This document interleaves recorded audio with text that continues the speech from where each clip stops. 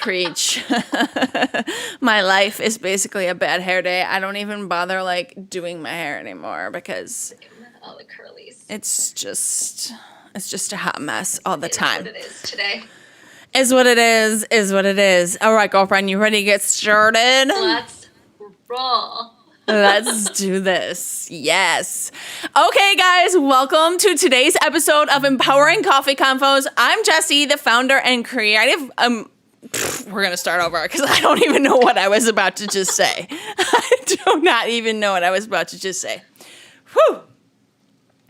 Okay, guys, welcome to today's episode of EmpowHERing Coffee Convos. I'm Jessi, the founder and creative director of This Way to Fabulous, and here with me today is Kate Mathos, a local children's author and creator of Kingdom of Nern middle grade fantasy series. Now, I am super excited for today's conversation for like a lot of freaking reasons, but one being we are just about a month out actually from Kate's branding shoot at the This Way to Fabulous studio, and it was fabulous. Like, it was so freaking awesome. And you know, if you have ever been a part of one of my shoots before, you know that I'm a super chatty Cathy. And I don't know, I like genuinely love hearing more about you and your story and like how you got here, like the journey. I'm so obsessed with the journey. It's kind of, it can get kind of weird sometimes, but you know, like Kate's shoot was no different. You know, every time that we tried to like wrap up, we'd be like talking about something else, and I would be like, oh wait, let's get this one more shot, right? So I'm super excited to chat more today about her story because I know that like 100% of you will be able to relate to at least one part of this, because I know when I was listening, I was like, oh my God, we're the same human. Oh my God, we're the same human. And I think it's just amazing to really recognize how alike we are in the world. I think it's so easy with just the way society is and social media. It is so easy for us to like get lost in just like the shit, you know? And then like all of a sudden something hits you in the face and you're like, wow, we're really not that different after all. And I really, really love that. So I'm super excited to chat more about that story today. So, and before I forget to mention, she is about to launch her book, okay? And by the time this actually airs, the book will actually already be out. So we will make sure that we leave the link for you in the show notes for you guys to check out. But right now, how many days out are we? Oh my gosh, it launches the 10th. So yes. like okay. So like 4 days. Okay. So we are 4 days out today from her launching her book. So, you know, get a little claps in the airs because like it is so freaking exciting. So, okay. So before we, you know, super get started here, Kate, why don't you tell everyone a little bit about yourself, you know, maybe just a quick synopsis of, you know, who you are and maybe where you're at in life, like right now. Yeah, sure. Hi, everybody. I'm Kate. It's, by the way, so awesome to be here and talk to you. Like, I loved our shoot. I loved, like, the whole conversation. I'm chatty as well, so that worked out really well. I am a native Chicagoan, born and raised, lived here my whole life, except for a brief stint in Virginia Beach. Like, I had a little sojourn out there for a little bit, but otherwise, I am born and raised in Chicago. I live here, write here, work here. I'm a family kind of girl. My nieces and nephews are like my favorite people. And I spend a lot of time with them. And yeah, I just write. That's kind of who I am. And I've got a book coming out. Yes, I love it. So we're going to dive deeper into this. Don't worry, guys. Like we are like, we're going to dive real deep in here. But I'm super excited to share the mic with you today because I felt like at your shoot, you know, as we talked more throughout the day, I felt like you were becoming very vulnerable, and I feel like such a, God, I don't even know like what word I would have for that, but like it fills my soul when I'm able to work with people who are literally, you know, kind of not coming out of their shell, but they are like in a journey or transition of like becoming who they know they're meant to be. And I truly, truly felt that from you that day. And, you know, it was funny because that day, you know, we were shooting and then all of a sudden at the end, I was like, So, like, are you going on, like, a podcast tour or, like, anything like that? Like, can I get you on my show? And she's like, hell yeah! Absolutely. Yes. So I'm super excited to just share the mic with you today and dive into your journey. So before we get to the book details, let's talk a little bit about the journey that got you here, because I truly think that the journey is where the juice is, and the journey has a lot of those points where we can connect, with our audience. And so I want to kind of dive deeper into that. So let's kind of like go maybe all the way back, and like, how did becoming an author happen? Like, how did you even choose to become an author? And then how did you choose a genre? Like, how did you choose to end up in the genre that you're in now? Yeah. Oh my goodness. So I was a bookworm as a kid. Like, if we're taking it all the way back, right? Like, I was absolutely could be found with my nose in a book my entire childhood. It's so funny because, like, in second grade, I read Little Women, and I was so proud of myself because it was such a long book, and it took me 6 weeks or 2 months to read it. And I was so proud that I read that book, and like, the more books, the better for me. So I've always loved it. I've always been also writing my own stories. Like, even as a small child, I would like enter book contests and short story contests and like write all of the time. I was always creating stories in my head. And I think as I got to be an adult, a lot of us kind of go, okay, well, that was something we did as a kid, and so I'm going to keep writing for myself, but I'm going to pursue like a career that is, on the straight and narrow path. And safe. Yeah. The safe route? Yeah. For sure. 1,000%. And it wasn't because anybody was like, no, you can't be a writer. It was just like, no, people who are authors or creative people are special, and they get to do that. I don't get to do that. I don't know why that thought was in my head, but it was.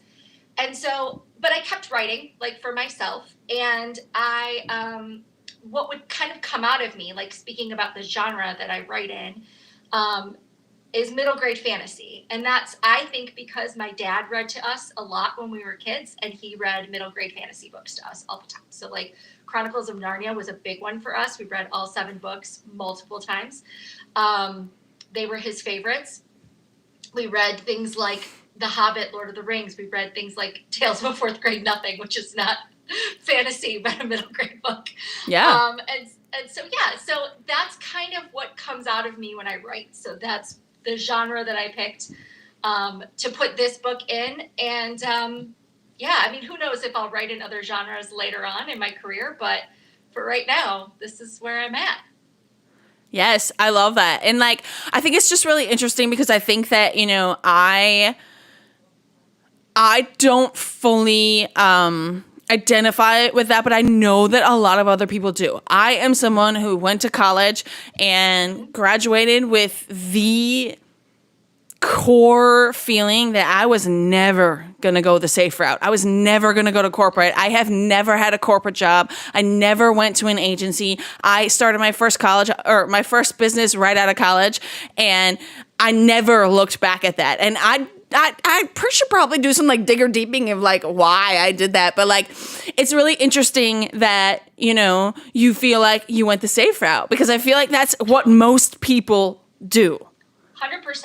And I'm a merchant. So I picked a career that was like creative. Sure. And still like analytical, and I felt like I could do some product development. I could do some I could scratch that creative itch a little bit doing what I do. And I can, it's true, but also it's not the same as writing your own stories. And so I wish I had been more like you and just been like, hey, I'm going to write and publish right away out of school. I kept writing, but I wrote for me. Yeah. And so I've got like a backlog of stuff that that's never seen the light of day, I guess. Yeah. Okay, I have like a deep question here, and you can just say pass if you don't want to answer it. But I love how you talk about doing it for you. Because I will say that there's been parts of my career where I feel like I wish I would have kept certain things to myself because they were more fun to do when they were by myself, like when they were from me. Do you have any fear or any, overwhelm surrounding what you're going to feel like once it's out there, once you can't go back, once you can't take that, what was for me, what are you feeling about that? 1,000%. Oh my God. Yes. Especially with this book, it's too late now, right? Like I signed a publishing contract and the book is coming out whether I want it to or not. And ARC readers have received it. Like I've already got some reviews on it. Like it's going to be out there, but it is a super vulnerable place to be, especially when you're somebody who has kept that part of yourself really hidden from people for a really long time, for your whole adult life, really. To have that come out and to share that with people is very vulnerable, and it's scary because art is so subjective. It's so I know there's going to be people who hate it, and it's like, that's my baby. Please don't tell me. If you hate it, just don't tell me. But yeah. So was there an exact moment? Can you recall a specific breakthrough or an exact moment where, you decided not to keep it for yourself anymore? I don't think there was a moment, but there was a lot of small moments that added up to a moment, right? So I started this character sort of came to me fully formed in my head. She just kind of popped in, and I knew who she was and what she wanted and what was standing in her way kind of right away. And so I started writing it, and I have these incredible friends who I'm very lucky to have in my life who are creatives in their own right? Like say my friend Kim is a nature photographer, and she works a 9 to 5, but puts her art out there and is doing a gallery and does all this stuff. And my friend Eric, who really I'm so grateful for, he is a screenwriter out in LA, totally has always believed in his art and has always pushed himself to put himself out there. And he in particular was such an inspiration to me. And he would let me read his work, and he and I would have conversations about the story arc and the plotting. And then I would kind of talk to him about my stuff, and he would be like, so when are you gonna put it out? When are you gonna put it out there? You could do this. You're good at this. When are you gonna, and he really, really encouraged me. And I would say it wasn't an all at once. It was I hid behind, when I finished the book, I hid behind oh, I've got to edit it 70 million times before it's ready. Oh, it's not perfect, so it can't go out yet. I hid behind that for a while, and then I hid behind oh, well, but traditional publishing takes so long, so I'm just gonna query a little bit, and then that I hid behind that too for a while. And then it was just no, you get it together. Stop waiting and pull the trigger. So I did, and I'm really lucky because I found a place to put my work that I really believe in and am pretty happy with so far. So yeah, how long did you hide? How long was the query? How how long was this back and forth? Was this months? Was this years? Years. Yeah. Oh, years. I hid for years, for sure. Yeah. I probably finished the book.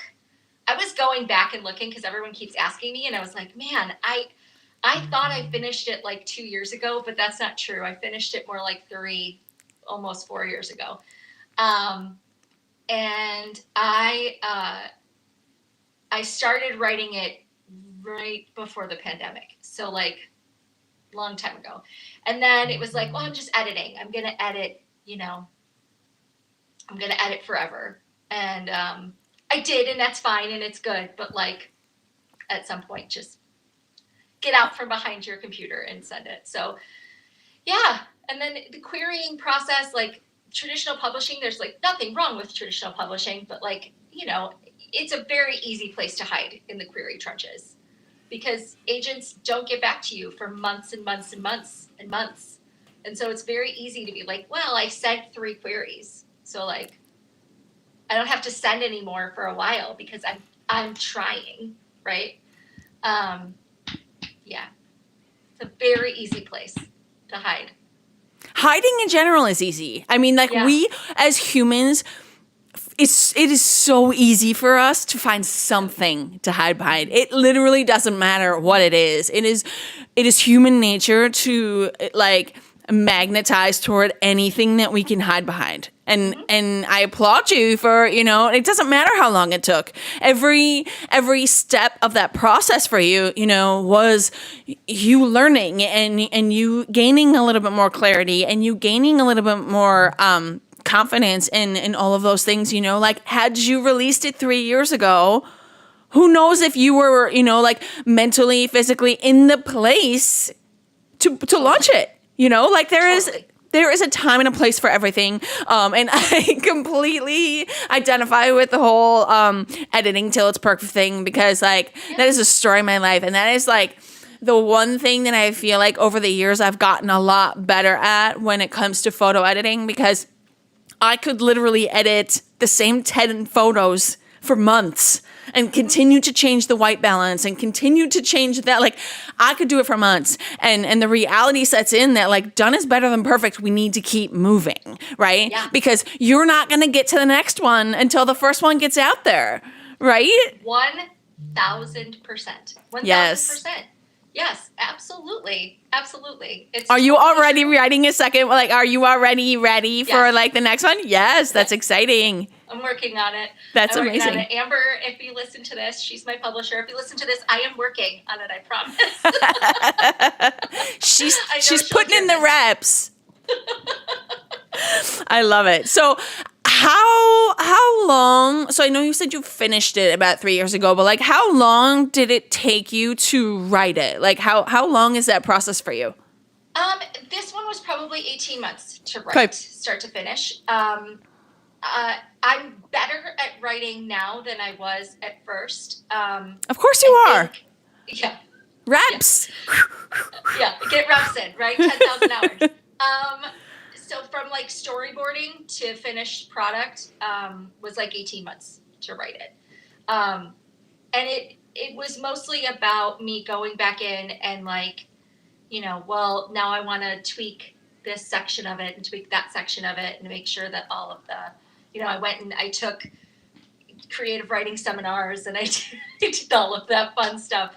But yeah, that was the process, and that's the fun part, right? Is like the getting in there and really living with those characters. For sure. So I love storyboarding. I do a lot of storyboarding when I do video projects. Can you give us, because I know there are a lot of people out there who are like, I kind of want to write a book. I kind of want to do this. Can you kind of outline what your creative process is in that whole scheme, kind of from start to finish, just to give people a little bit of an idea of like what that journey looks like? Yeah, absolutely. So I think the first thing that's most important when you're sitting down to write a book is to answer a few questions about the main character before you even dive in. So I will build a document. I build it in Excel, which is really weird, but I do, with the character, and I'll put like who she is. So like, when was she born? What's her family situation? Where does she live? How old is she? What does she look like? Or it doesn't have to be a she, but in this case, Georgie is a she. Who is this character? What does she want? So at the end of this story, what does Georgie want out of this? And what is standing in her way from getting that, right? What are those are the fundamental, like, big three that I have to answer first before I storyboard. And then for me, I know a lot of authors will outline, like you would outline a term paper. I don't work that way. I can't and never have. For me, it is I storyboard on like a giant sketch pad, and I use Post-its. And so I will take the Post-it note and write out like scenes, like this is this scene and this scene. And every chapter for me in my book is 2 scenes that kind of link together. And I will put whose POV. I write from third person close. So the camera is essentially on that character's shoulder, if you're thinking of it kind of like a movie, I guess. So I will put like each post-it in a different color for whose POV it is. And the first book is almost all Georgie. There's a couple of chapters that, you know, have some lore, some like, you know, because it's a fantasy novel, so have some world building. But other than that, it's all from Georgie's perspective. So camera sitting on her shoulder, you're learning with her as you're going. But that's how I do it. And then as I'm writing, I try to make sure that I'm asking the question at the end of every chapter, not end then, but sort of like, but what?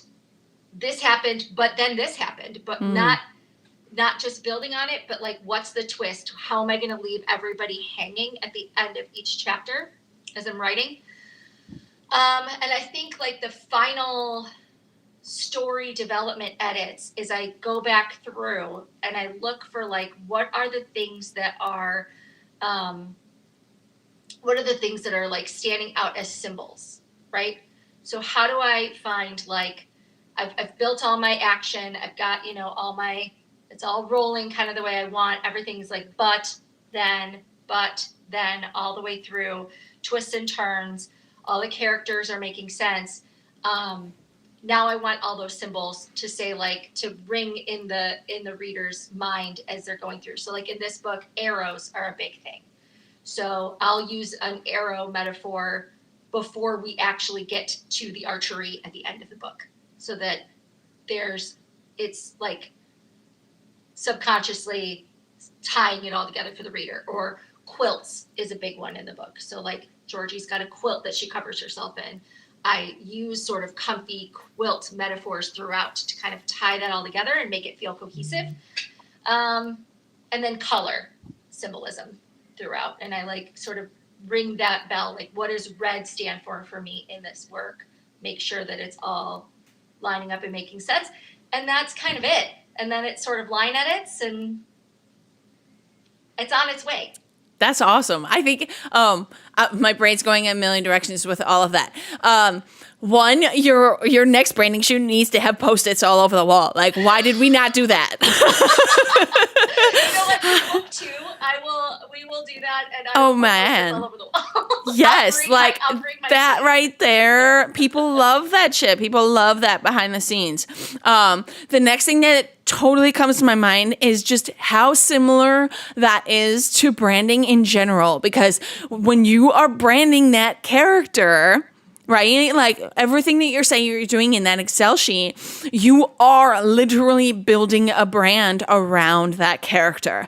And I kind of almost think that like maybe more people should try to think of their business as a book and like really try to brand it out, because truly, you know, the who, the what, the where, the why, the how, all of those things are absolutely what it takes to build a brand. And when you think about writing a book, you know, as you go to start to market that book, you already built so much of that brand out just in writing the book. Like, I feel like I have such a new, like outlook of authors and marketing, because like you've already built most of it. Like now it's just execution.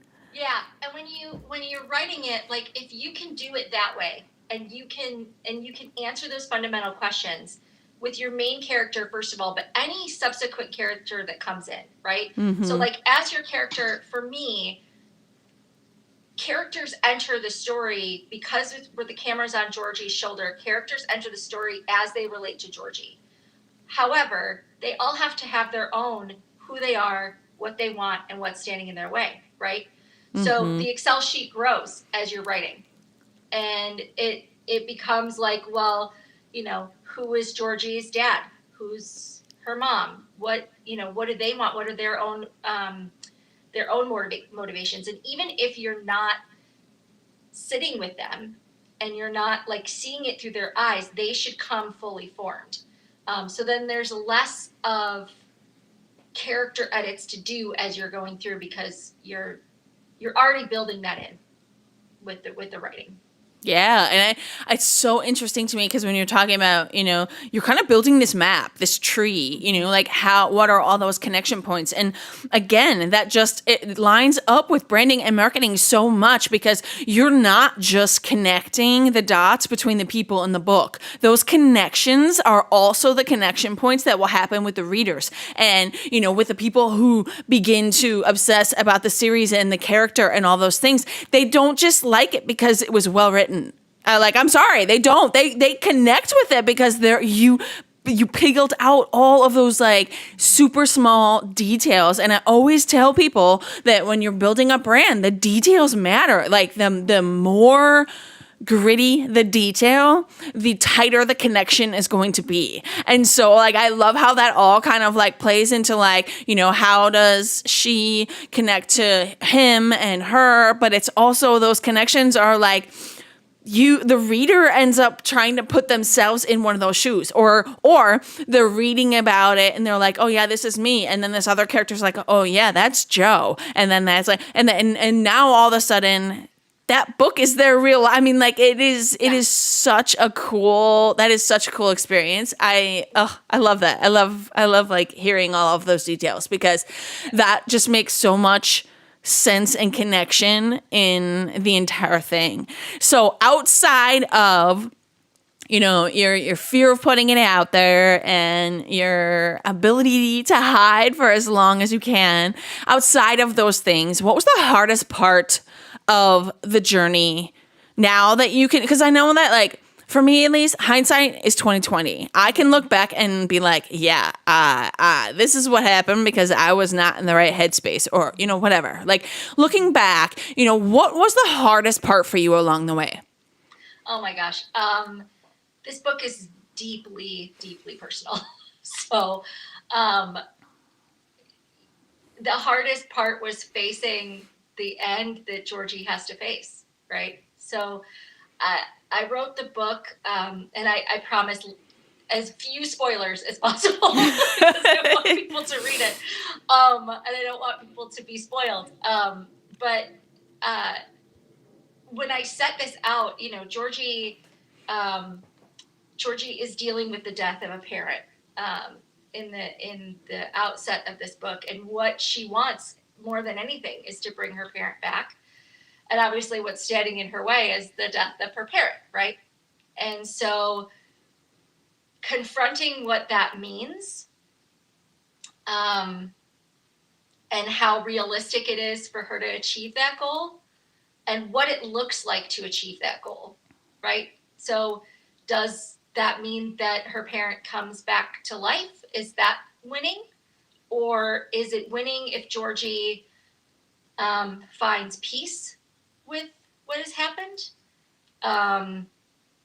Sort of confronting that was the hardest part for me because it's a really vulnerable thing. I lost my dad when I was young. So this is very transparently like wish fulfillment for me. But yeah, it was dealing with that and being able to sort of write the real truth of it.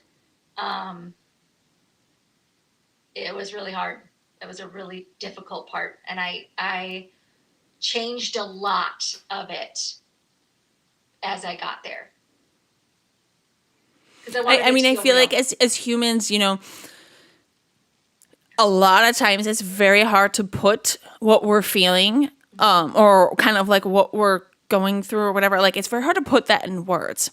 And I think that in one of the reasons why, they say that journaling and things like that are so therapeutic is because it forces us, in a sense, to put those feelings into words and to label them in not a negatory way, but to label them and to acknowledge them, and to the only way that you can kind of work through them and grow past them or evolve from them is to identify them. And so I'm sitting here just like, I can't imagine. And there is a book that I want to write that I have like very low key started. Nothing as cool as your Post-its, but stop it. It is a very personal story. It is a story that I am absolutely struggling with putting into words. And so I can super appreciate that was a hard part for you and that you can acknowledge that, because I think that it's less helpful if you were to pretend like it was like, yeah, like that's not helpful to me as someone who wants to write a book in the future, like this is helpful to me. Being vulnerable and being honest and being transparent, not only about the story itself, but about the journey along the way, I think is so much more helpful to me, to the community, to anyone who's going to, read the book and read more into you, So I super appreciate that. Oh, I'm like trying not to cry behind my glasses here.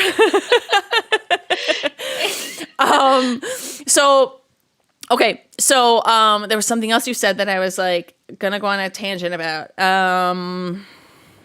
That's my ADHD for you.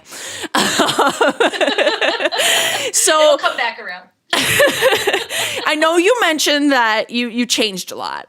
Like you changed a lot of things along the way when you got there, when it was time to change or to really dive deeper into that section. How much of the book at the end or the storyline or whatever, like how much would you say was part of your original plan? And like, how I'm trying to think of like the best way to like measure that. Like if I guess in percentages, like was it like 100% the exact plan that you started with, or was it like 90, 80, 70, like how, what kind of changed along the way? Like what kinds of, I don't want to spoil anything, so I won't ask like any specific pivots, but like along the way, was there anything that you felt like you kind of had to readdress just from a standpoint of, like maybe your mentality, maybe clarity, maybe whatever. Can you speak to that a little bit? Just kind of like how much changed along the way? Yeah. So very little, honestly, through most of the book. There was one character that kind of surprised me partway through, I will say, that I hadn't planned on this character being what he was. But it just worked too well for him to not be. So there was that change, and that was a small adjustment. But the entire ending changed. Again, I don't want to spoil it. But I know. I'm like, don't tell me the details, but like. Yeah, the entire ending changed. And it was because I wanted it to feel authentic. Like, even though this is a fantasy, right? And it's taking place in it's a portal fantasy. So she drops through the second floorboard on the right in the attic. Like, she's going to, there's dragons and mermaids and fairies and all kinds of stuff in this place where she's going. So it's really not based in, like, the world that she travels to is definitely not real. But I still wanted there to be a basis in reality around the emotional stakes so that the reader felt grounded and it felt true and right. And so there was facing some hard truths at the end that I wanted to give Georgie a certain ending in this book. And when I got there, I couldn't. It wasn't authentic and it wasn't real. And so I gave her an ending that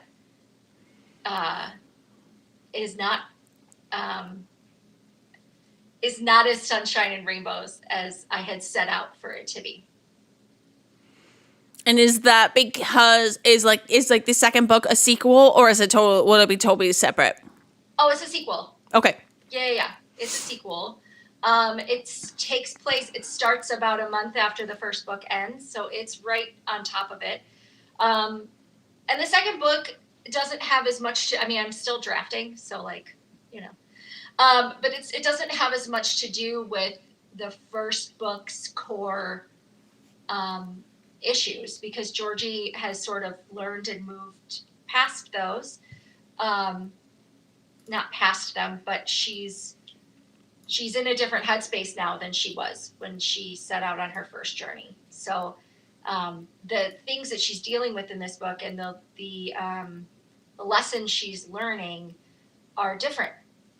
And I think I can be a little bit more hopeful at the end of book 2 than I could at the end of book 1. Hopefully. We'll see. Yeah. No, that's amazing. I'm on my other screen here, I'm trying to pull up am I allowed to show the book cover? Yeah. Okay. 100%. I mean, I feel like I don't want to be the one to spoil anything either. It's but out there. Okay. It's okay. Okay, so as I'm doing that, because my Yeah. computer is being ultimately slow. Yeah. So, like I said, I, for one, am really grateful for, how just open and vulnerable you've been about all of this, because I think it's just incredibly transformational for me. I want to know, because I know that I'm not the only one. I have lots of people who have said things like, about wanting to write a book. And what advice would you give to someone? And I know this is kind of hard because it's circumstantial, it's situational, I get all of that.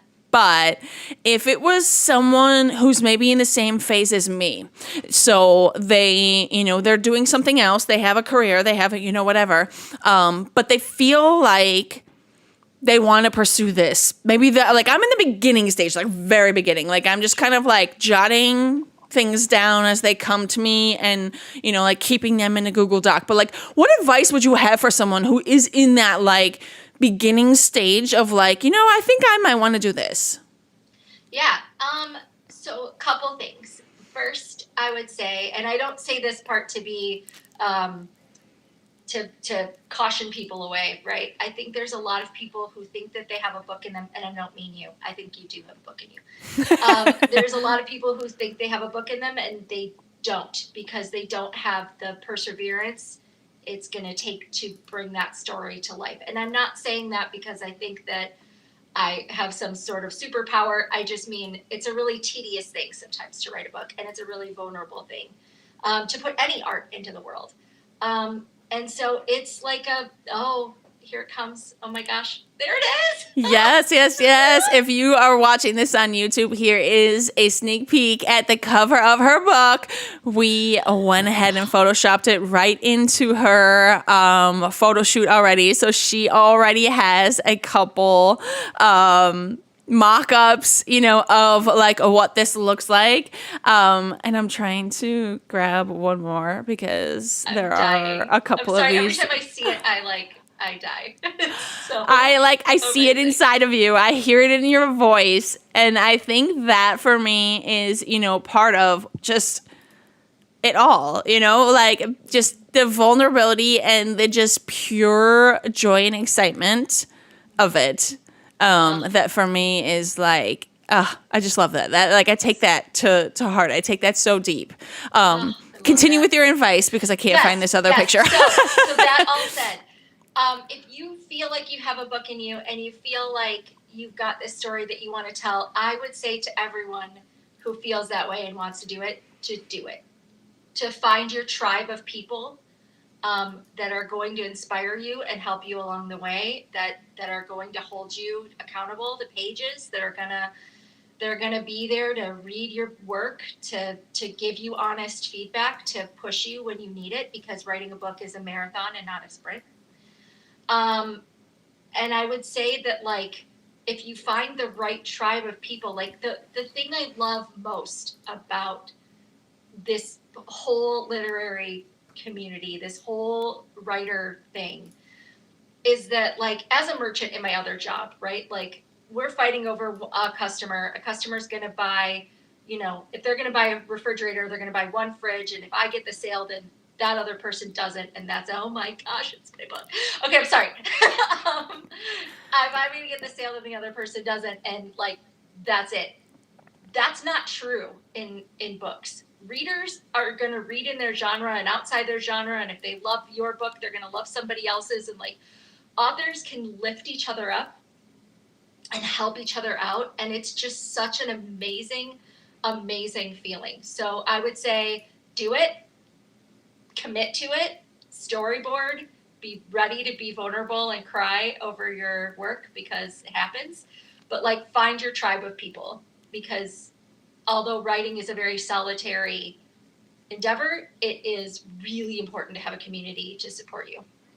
And how do you feel like is a good way to find those people? I feel like there are a lot of us that maybe have some of those people, but we don't realize they're the people, or we just don't have the people. We're just not in the rooms that contain those people. Do you have any advice for, those of us who maybe don't feel like we have anyone specifically that would get this or that would, be on our side? How do we find someone like that?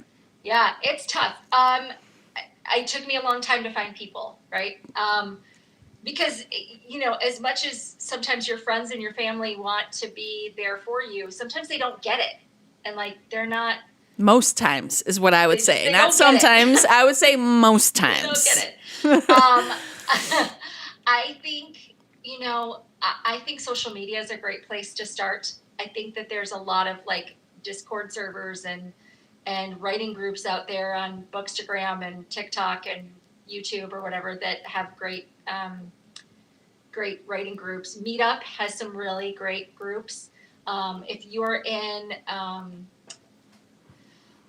in a certain genre, like genre fiction, there are different like SCBWI, Society of Children's Book Writers and Illustrators, has local chapters. They have people that you can connect with.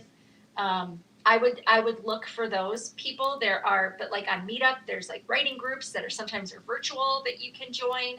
And not all of those are wins. Sometimes those are hit and miss, and you find a group that you're like, oh, I don't like this vibe. That's just networking groups in general. Yeah. Yeah. And sometimes you're like, man, you have like a really great conversation and you find a group of people that get it. I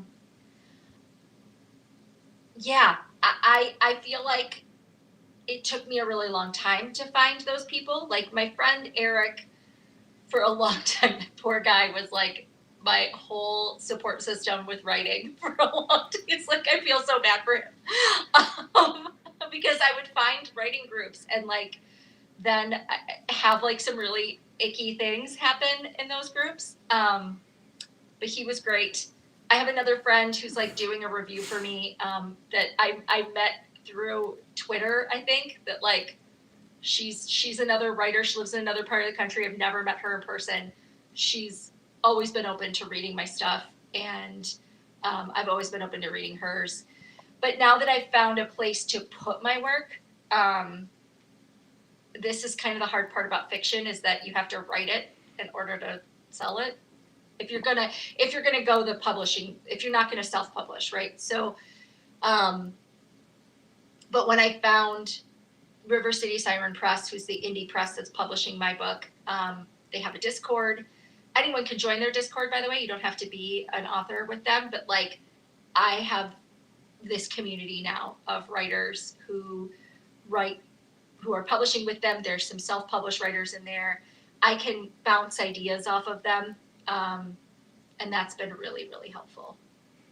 That's awesome. And I think it's worth noting that, like that is a typical journey for any business owner too. I mean, like when you're looking for a network or a support system or, people to bounce ideas off of, like that is it's a hit and miss thing. I mean, like, but you miss the chances that you don't take, like you're the rooms that you choose not to go in because you judge it by its cover.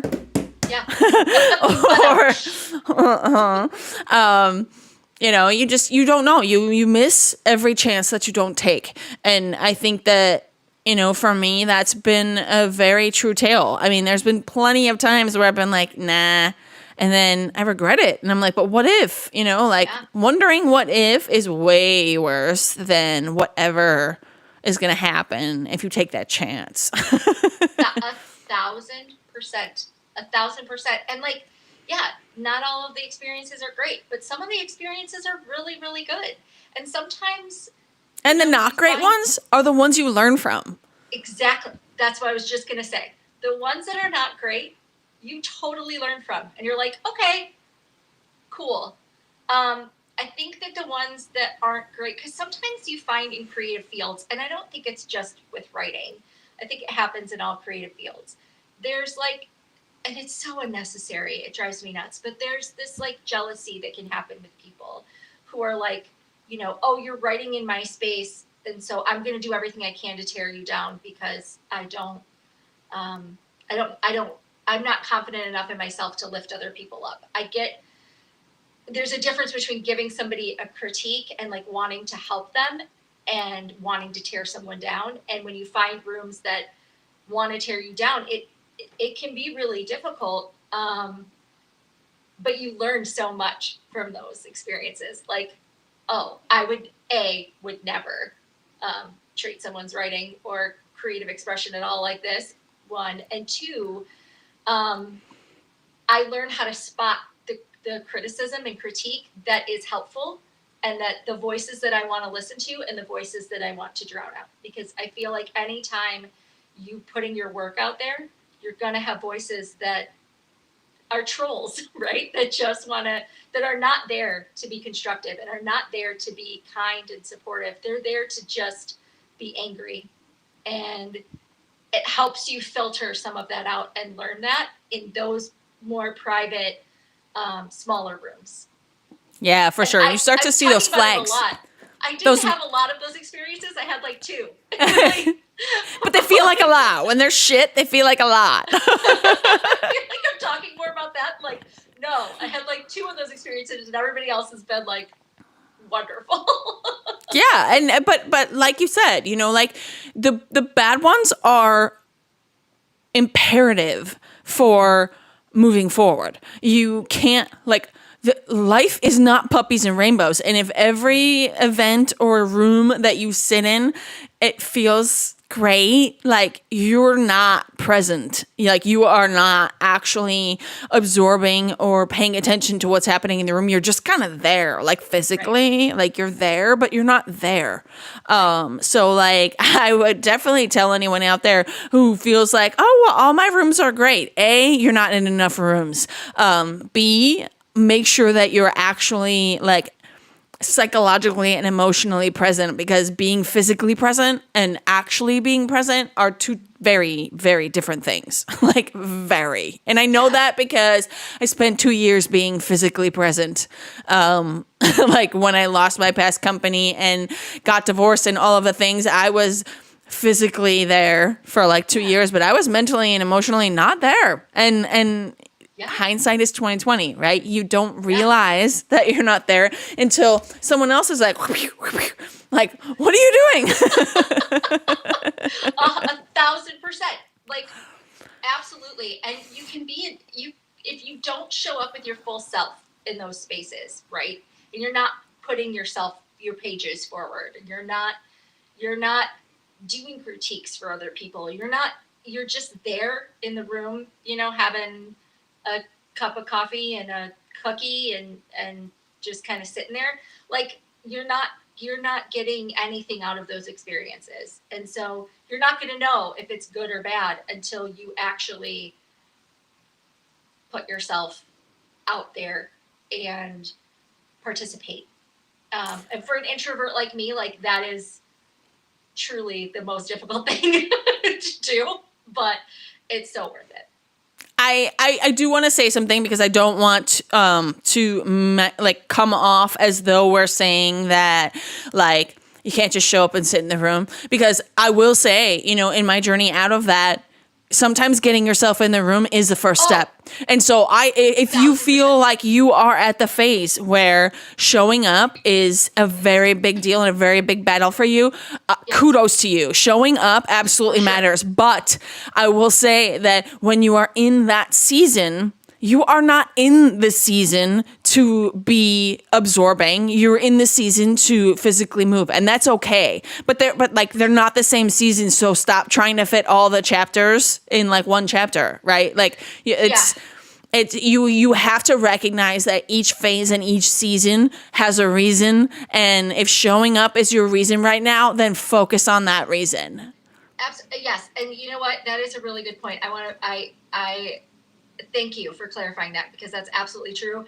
There were times I was just showing up, and that was big, and that was enough. And Absolutely. It was like me just admitting I was a writer to other people, like admitting that I wrote things to people that, you know, might tell other people that I write stuff. Like, that was a big deal for me. And you know, I was in that space for a long time. It's just knowing when you have to stop hiding in that space and pushing yourself forward so that you can get what you need to get out of those rooms if moving forward in that artistic endeavor is what you want. Yes, for sure. And I think that comes down to setting expectations too of what you are trying to get out of this. Like, if you are in the season where you just need to physically show up, first of all, hugs, because like I was there for 2 years, like I'm like all the hugs, right?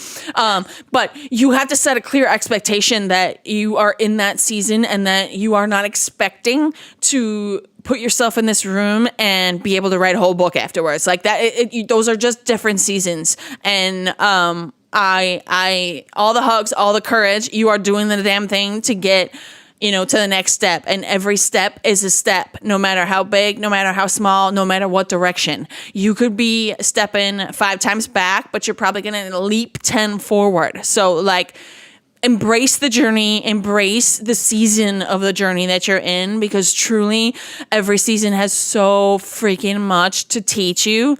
And like, yeah, just embrace every aspect of that, because years from now, you'll look back in your 2020 glasses and you'll be like, oh yeah, okay, like that's what I needed, and that's okay. And then keep spreading that word, keep paying it forward, keep telling the next generation like that's okay, because like the generations before us did not like tell us those things. Yeah, no. They were not like spreading that kind of cool positivity for us. No, they were not.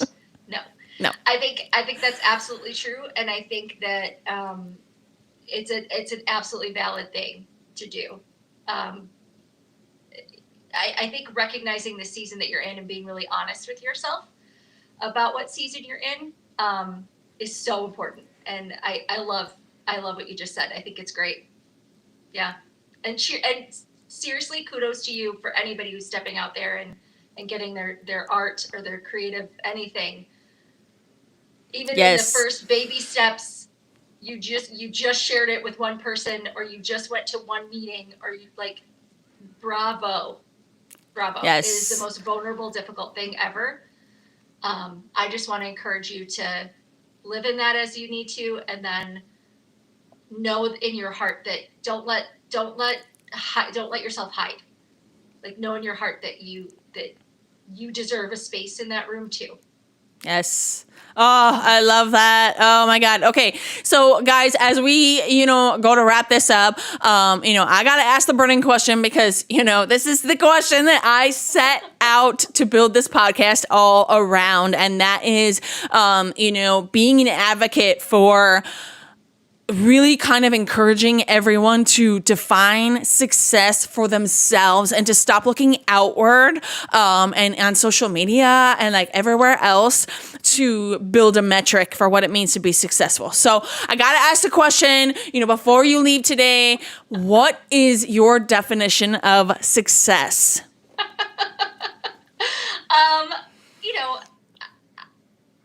I would dream of dreams. I would love to be able to be like, I want to be a New York Times bestselling author, and I want them to make movies of my books, and I want to be, an author full time or whatever.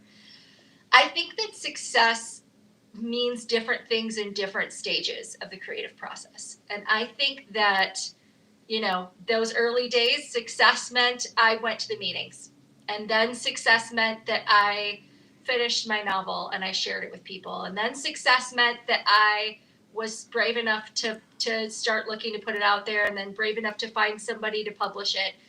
And now success to me looks like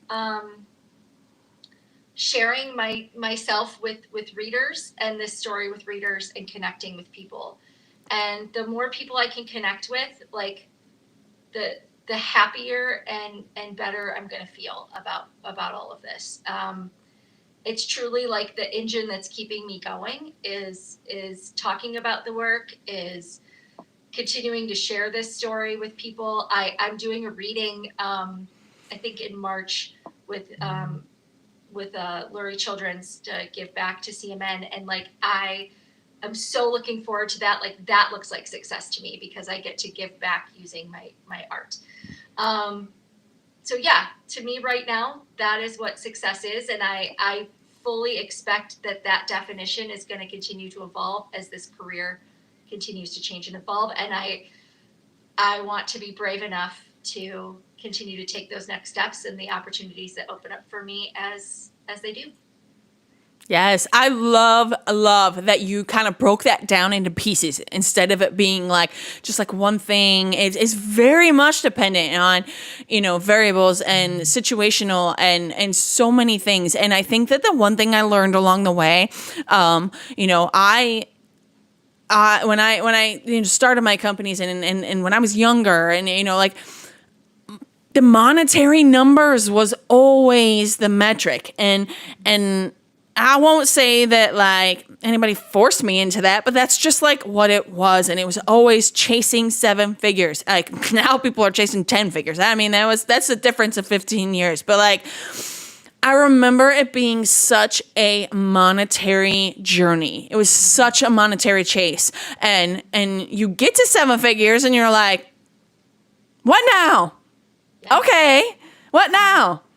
And I feel like the number one thing I learned along the way was that it does change. It should change. Your definition should change. It should evolve along with you. It should evolve along with the work and the business and whatever you're pouring your heart and soul into at that point. It should evolve with you. It shouldn't be in a dictionary. It should be something that changes with variables, changes with time, changes with the person.